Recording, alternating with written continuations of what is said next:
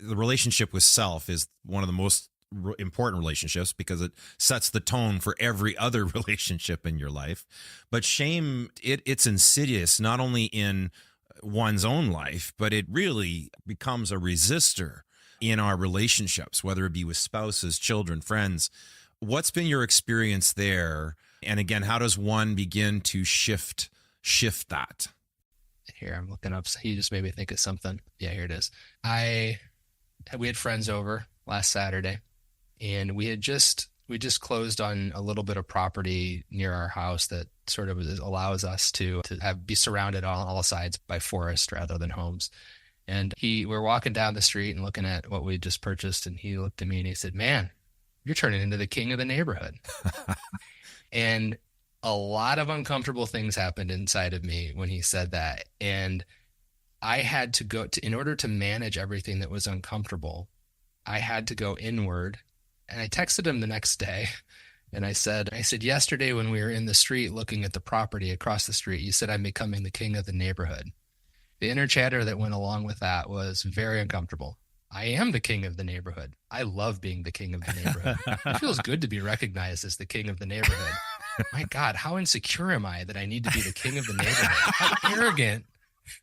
How arrogant I am to enjoy being called that. I hope he didn't see how much I enjoyed that. He'll think I'm arrogant and then he won't like me anymore.